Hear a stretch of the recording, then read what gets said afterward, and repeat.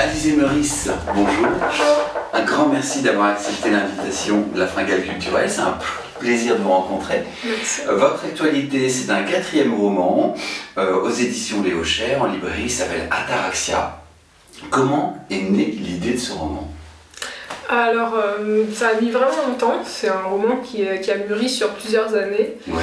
Et en fait, je pense qu'à la base, j'avais envie de faire un roman de science-fiction qui, au lieu d'opposer quelque chose d'assez simple comme le bien et le mal, en laissant vraiment au lecteur quelque chose de très clair en termes de moralité, j'avais envie de développer quelque chose qui soit un espace moral ambigu, en fait, une zone grise, Ouais. où on oppose plutôt harmonie et chaos et où c'est beaucoup plus difficile de faire la part des choses.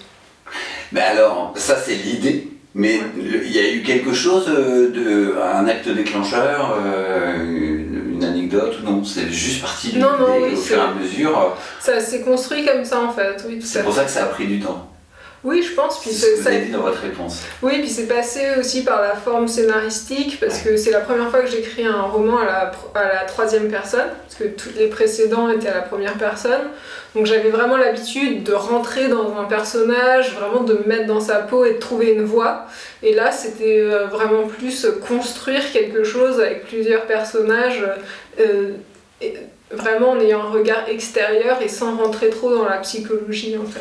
Alors Alizé, je vous ai lu et vous allez donc comprendre pourquoi je pose cette question en 2e temps et pas en 1er temps. Je voudrais que vous nous parliez du titre Ataraxia et nous définir ce que ça veut dire. Et je le fais en 2e temps parce que dans votre bouquin aussi vous le faites dans un 2e temps.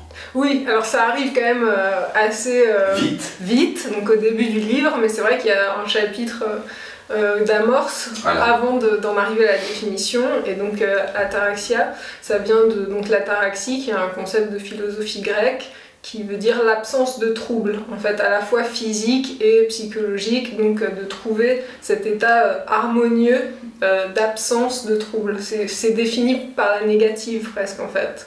C'est-à-dire que c'est pas un bonheur qui se définit par des choses positives qu'on pourrait posséder ou quelque chose qu'on pourrait rechercher, mais plutôt l'absence de problèmes, de troubles, de trouver cette...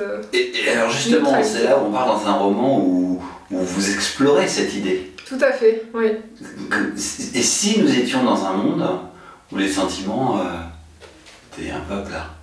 Oui, c'est ça, mais en fait, je trouvais que c'était intéressant d'aller dans cette direction-là parce que finalement, c'est pas un système qui est très agressif du coup. Et donc, ça pose des questions qui sont plus ambiguës. Alors c'est un système agressif, mais c'est un système un petit peu à l'envers de ce qu'on vit aujourd'hui, puisque avec les réseaux sociaux, internet, les médias, on voit bien qu'ils fonctionnent que sur des trucs très positifs ou très négatifs. On voit bien que le malheur peut être un marché d'ailleurs, et vous dans votre livre c'est l'inverse. Oui, alors ça n'est pas du tout en fait de faire un calque et de pousser à fond les travers d'aujourd'hui. Non mais on est contre-programmation quand même. Non, non, c'est vrai, oui, il y a... C'est ce que j'ai aimé, je me suis dit, ah bah tiens, c'est l'inverse de ce qu'on vit. Je trouvais que c'était intéressant donc de partir du fait que l'art, par exemple, n'existe que dans un monde imparfait en fait. S'il n'y a pas une tension, si on n'est pas en train de chercher quelque chose, finalement, ça n'a plus de raison d'être. Et du coup, c'était aussi explorer le fait de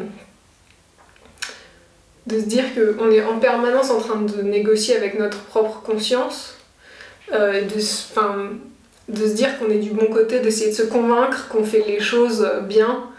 Et du coup, on peut être amené, je sais pas... à se laver les mains facilement d'un système en fait, qui nous dépasse, alors que en fait, on ne peut pas échapper à cette responsabilité en tant qu'individu. Et je pense que c'est facile de se dire, même nous, tous les jours, si on a par exemple si on est écolo, mais on peut pas, dans notre consommation de tous les jours, on ne peut pas s'empêcher d'avoir un impact quand même sur... donc notre petit confort fait qu'on négocie avec nous-mêmes pour se dire que oui, ça va, on est quand même du bon côté de la... Alors qu'il n'y a pas de bon côté à mon sens. Et pour moi, c'est peut-être déconcertant, mais c'est intéressant d'aller vers un personnage qui serait un anti-héros en fait. Ouais. Parce que il me semble que ce que Joseph Campbell dit dans toutes ses théories sur le héros, c'est que y a le système et puis il y a le héros qui finalement réussit à écouter sa voix intérieure et à pas se laisser avaler par le système. Et je pense qu'en fait le système nous dépasse tellement que c'est très difficile de s'en extraire. Et finalement tous les films qui nous montrent ces héros qui arrivent à écouter leur voix intérieure, ça participe finalement du système, puisque ça participe de cette petite chanson qui nous dit mais oui c'est bon, j'en fais assez, etc.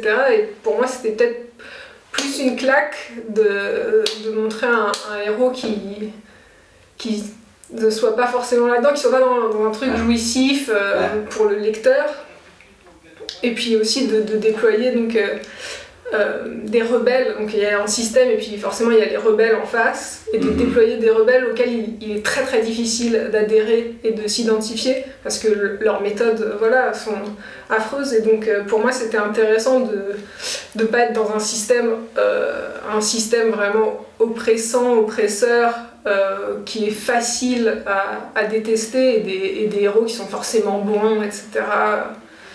J'avais envie d'aller plus dans quelque chose de gris, quoi.